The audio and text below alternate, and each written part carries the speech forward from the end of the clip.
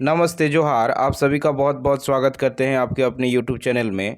इस वीडियो में झारखंड सहायक आचार्य लेवल 1 वर्ग 1 to 5 का एक्सपेक्टेड कटअप बताने वाला हूं दोस्तों। यहां पे मैं आपको दिखाने वाला हूं कि आपका झारखंड सहायक आचार्य में कक्षा 1 to 5 के लिए एक्सपेक्टेड कटअप क्या रहने वाली है।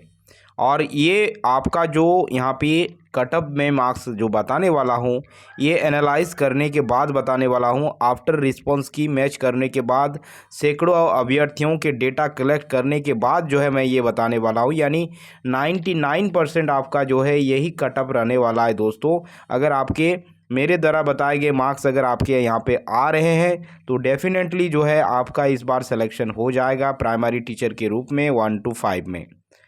सारी चीज़ों को डिटेल वे में समझेंगे दोस्तों। उससे पहले चैनल पर दोस्तों अगर फर्स्ट टाइम जुड़े हैं तो चैनल को ज़रूर सब्सक्राइब करके साथ में बेल बटन को प्रेस कर लीजिएगा ताकि कोई भी अपडेट आपको मिस ना हो। प्यार दीजिए, सपोर्ट कीजिए, चैनल को ज़रूर सब्सक्राइब कर लीजिए।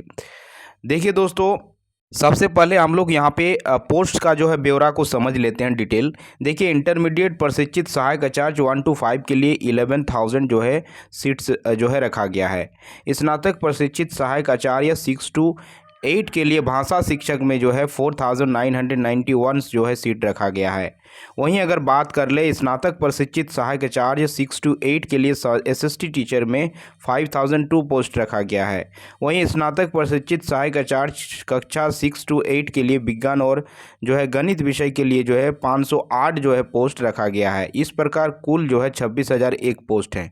लेकिन इस वीडियो में हम लोग गैर पारा शिक्षक के पद को डिस्कस करने वाले हैं, वो भी प्राइमरी 1 to 5 में। गैर पारा शिक्षक का क्या कटअप रहने वाली है 1 to 5 में, वो डिस्कस करने वाले। देखिए, गैर पारा शिक्षक के लिए 13,133 पोस्ट है। उसमें से पहली से 5वीं कक्षा के लिए 5,531 पोस्ट जो है यहाँ पे रखा गया है। तो 5,531 पोस्ट की यहाँ पे हम लोग कटअप देखने वाले हैं 1 to 5 में गैर पारा शिक्षक के लिए। इसके बाद वाला जो मैं वीडियो लाऊंगा दोस्तों, वो पारा शिक्षक और गैर पारा दोनों को मिला के लाने वाला हूँ। 1 to 5 का जो मैं कटअप बताने वाला हूँ, 1 to 5 का पारा और गैर पारा जो है दोनों मिला के क्या रहने वाली है। ठीक है, चलिए आगे बढ़ते हैं। देखिए, इसमें अगर बात करें तो इंटरमीडिएट प्रशिक्षित सहायक आचार्य लेवल 1 to 5 के लिए नॉन पारा कैटेगरी में जो कुल पद हैं 5,331 है। उसमें से कुल आवेदक जो है, यानी जो जिन्होंने जो है यहाँ पे एग्ज़ाम को एक तरह से कह सकते हैं कि लिखा है, वो जो है 15,000 के करीब है। और ये अभ्यर्थियों का ही जो है इसमें जो है पार्टिसिपेशन है इतने पदों पर 5,331 पोस्ट पर। तो यहाँ पे बता दें दोस्तों कि आपका गैर पारा शिक्षक पद पे जो यहाँ पे कटअप में बताने वाला हूँ, ये अभ्यर्थियों के द्वारा भेजे गए डेटा, उनके द्वारा भेजे गए मार्क्स के आधार पर है। तो बिल्कुल अगर इतने मार्क्स अगर आपके आएंगे तो डेफिनेटली आपका जो है यहाँ पे सिलेक्शन हो जाएगी। देखिए दोस्तों, आपका यहाँ पे पेपर को अगर बात करें लेवल 1 यानी इंटरमीडिएट प्रशिक्षित सहायक आचार्य 1 to 5 में 3 जो है पत्र में परीक्षा ली जा चुकी है। जिसमें से फर्स्ट पेपर जो था आपका 100 क्वेश्चंस पूछे गए थे। और ये फर्स्ट पेपर में जो है 30% क्वालिफाइंग मार्क्स लाना अनिवार्य है। यानी ये फर्स्ट पेपर आपका क्वालिफाइंग पेपर था जिसमें 30% अंक लाना अनिवार्य था।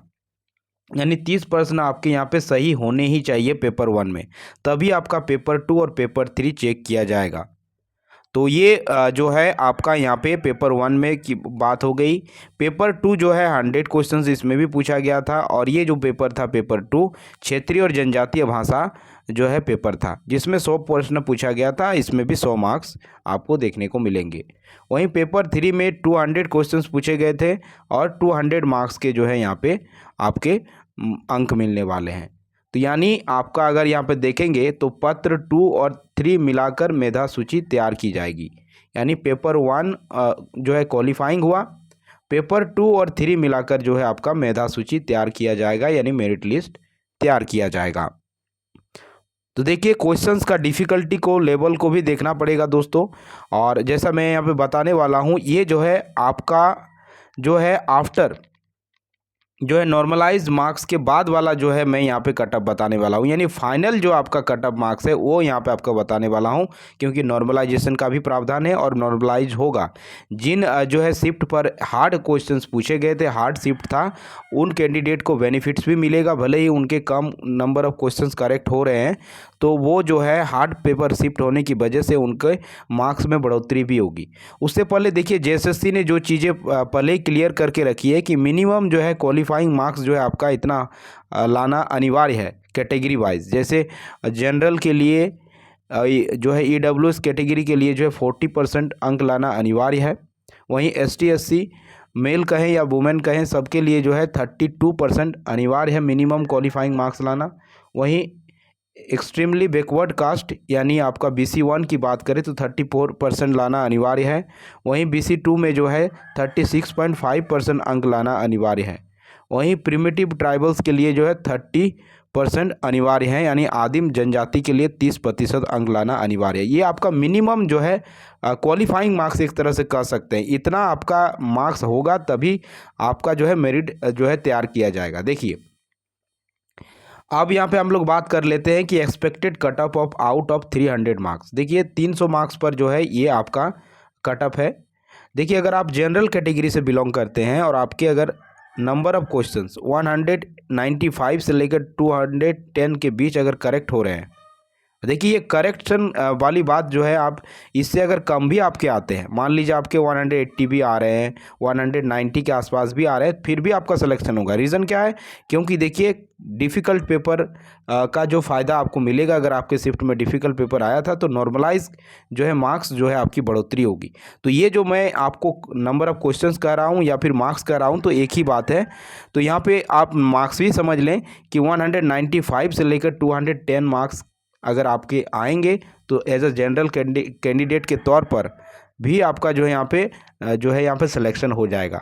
और ये जो है आपका आफ्टर नॉर्मलाइज मार्क्स है दोस्तों, ये फाइनल कटअप मार्क्स में बताने वाला हूँ। यहाँ पे BC1 में जो है 185 से 200 के मार्क्स के बीच अगर आपके नंबर रहेंगे तो आपका जो है यहाँ पे सिलेक्शन हो जाएगा। BC2 से 180 से 195 मार्क्स पे आपका सिलेक्शन हो जाएगा। EWS कैटेगरी से जो है 190 से 205 मार्क्स पर आपका सिलेक्शन यहाँ पे हो जाएगा। और अगर आप SC कैंडिडेट हैं तो 165 से लेकर 180 के बीच अगर आपके मार्क्स आएंगे तो डेफिनेटली आपका भी यहाँ पे सिलेक्शन हो जाएगी। और ST की अगर बात करें तो ST में 155 से लेकर 175 के बीच अगर नंबर ऑफ़ क्वेश्चंस आपके करेक्ट हो रहे हैं या फिर मार्क्स आ रहे हैं तो डेफिनेटली आपका जो है यहाँ पे सिलेक्शन हो जाएगा। तो देखिए दोस्तों, ये जो मैंने यहाँ पे कटअप मार्क्स रखा है ये आपका जो है आफ्टर नॉर्मलाइजेशन के बाद वाला मैं बताया हूँ, यानी फाइनल कटअप मार्क्स है। इससे अगर 10-15 मार्क्स भी आपका अगर कम आ रहा है तो बिल्कुल होपलेस ना हो, क्योंकि यहाँ पे नॉर्मलाइजेशन में आपके मार्क्स बढ़ाए जाएंगे। तो डेफिनेटली यहाँ पे आपका सिलेक्शन हो जानी है दोस्तों। इतने मार्क्स अगर आ रहे हैं उसके पीछे का बड़ा कारण ये है कि कंपटीशन एकदम ना के बराबर है। 5000 प्लस आपके पास यहाँ पे सीट है और उसमें से जो है 15 जो है 1000 के आसपास